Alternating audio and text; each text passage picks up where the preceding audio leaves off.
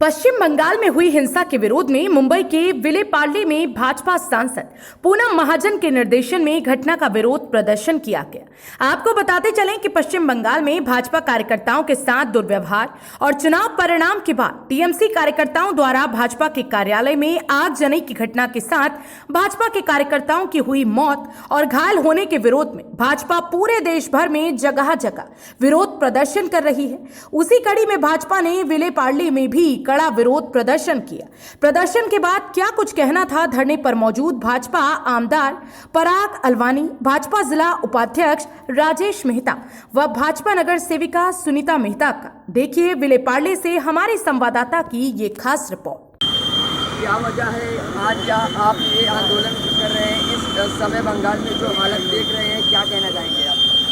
ये हमारे लिए बहुत ही दुर्भाग्यपूर्ण समय है। टीएमसी की सरकार, उन्होंने 213 सीट जीती, उसके बावजूद भी वो सरकार में आ चुके हैं, तो उसके बावजूद भी वो हमारे भारतीय जनता पार्टी के जो कार्यकर्ता है उसके ऊपर अत्याचार कर रहे हैं, उनकी नृशंस हत्या कर रहे हैं। और हमारी जो बहनें हैं बीजेपी की, वहाँ पर उनका जाहिर में उनका रेप कर रहे हैं और उनको सबको मारा जा रहा है। तो ये बहुत ही दुखदायी हमारे लिए समय है और पूरी तरह डेमोक्रेसी का ये हत्या किया गया है। कोरोना काल चल रहा है, जनता को क्या संदेश देना चाहेंगे? कैसे कोरोना काल में मेरा ये हर किसी से अपील है कि हमको हर किसी को मेंटेन करना है, कोरोना का प्रोटोकॉल का मेंटेन करना है, सबको वैक्सीन जल्दी से जल्दी लगाना है।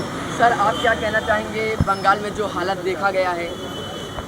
आज वार्ड 70 के अंदर में, विलेपार्ले वार्ड 70 के अंदर में हमारी सांसद माननीय पूनम महाजन जी के नेतृत्व में, हमारे आमदार पराग अलवानी जी के नेतृत्व में, हमारे दूसरे आमदार अमित साटम जी के नेतृत्व में और स्थानिक नगर सेवक के नेतृत्व में इरला जंक्शन के ऊपर में निषेध का हमने कार्यक्रम रखा है। जिस तरह से पश्चिम बंगाल की सरकार ने, तृणमूल सरकार ने जिस तरह से कुछ दिनों पहले निश्चित हत्याकांड किया है, भारतीय जनता पार्टी के कार्यकर्ताओं को घरों में घुस करके मारा है, उनका बलात्कार किया है, उनको जिंदा जलाया है, ऐसी निघृण सरकार का निषेध करने के लिए हम आज यहाँ पर एक बड़ा कार्यक्रम लिया है। हम मांग करते हैं वहाँ पर पश्चिम बंगाल की तृणमूल सरकार को राष्ट्रपति शासन लगाकर उस पर अंकुश लगाया जाए कि इस तरह की जो सत्ता वहाँ पर निर्गुण सत्ता आई है। पूरे देश भर में चुनाव होते हैं, लेकिन जिस तरह की हत्या का तांडव का नंगा नाच ममता बनर्जी ने खेला है, पूरे भारतवर्ष में मिसाल है कि इस तरह का नंगा नाच किसी ने नहीं खेला है। इसलिए आज यहाँ पर एक निषेध का आयोजन करने के लिए सभी यहाँ पर उपस्थित हैं।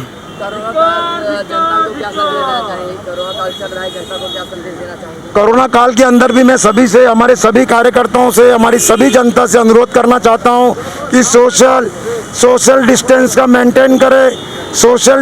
मेंटेन करें, मास्क लगाए, बार बार हाथ की सफाई करे, लोगों से बात करने के टाइम पर 2 गज की दूरी रखे, क्योंकि दवाई भी और कड़ाई भी ये प्रधानमंत्री का संदेश है। और कोरोना काल की लड़ाई में सभी को एकजुट रहना है। हमने अभी यहाँ पर आने के पहले हमने और लल्लूभाई पार्क के अंदर भी एक वैक्सीनेशन सेंटर का 1-2 दिन के अंदर उद्घाटन करने वाले हैं, जिससे स्थानीय लोगों को वैक्सीन लेने में कोई तकलीफ नहीं होगी।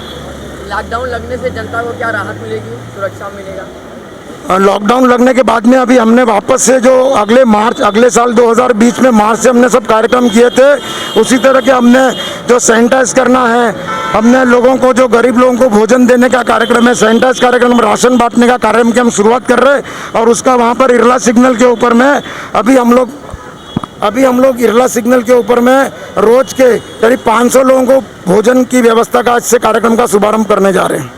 व्यापारियों ने जिस तरह से लॉकडाउन को विरोध कर रहे थे, उसके बारे में क्या कहना चाहेंगे? देखो, ऐसा है कि पिछले 1 साल से सभी लॉकडाउन के अंदर में त्रस्त हैं, व्यापारी भी त्रस्त है, लेकिन सोशल डिस्टेंस का पालन करते हुए, बहुत सारी भीड़ को नहीं जमा करते हुए, जो थोड़ा बहुत भी जो छूट मिली हुई है उसके अंदर अपने वो आजीविका का निर्वाह करें।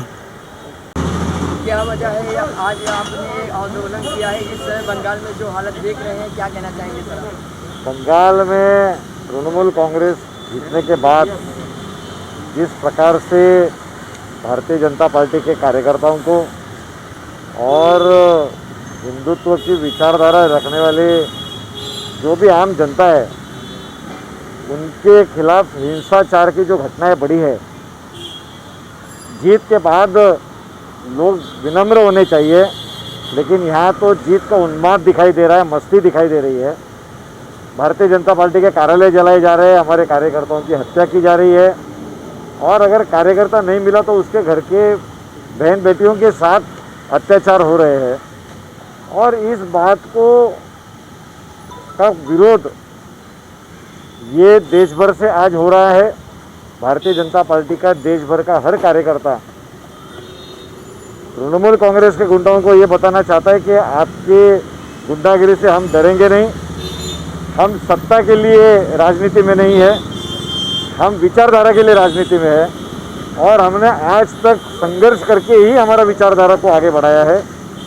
और आज बंगाल ने तो 38% वोट दे करके भारतीय जनता पार्टी को समर्थन दिया है।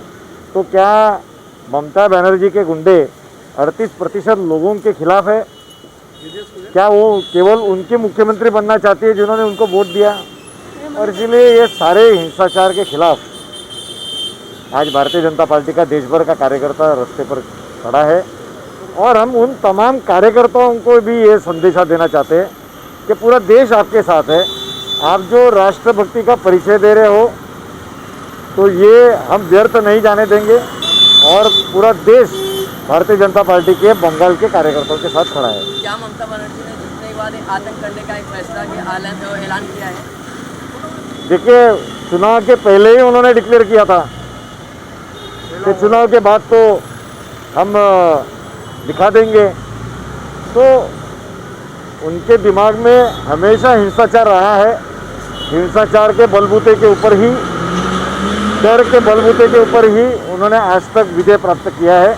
ये अब जनता के सामने आ रहा है। कोरोना काल चल रहा है, जनता को क्या संदेश देना चाहेंगे? कोरोना काल चल रहा है, जनता को क्या संदेश देना चाहेंगे? देखिए, पूरा विश्व एक लड़ाई लड़ रहा है कोरोना की। और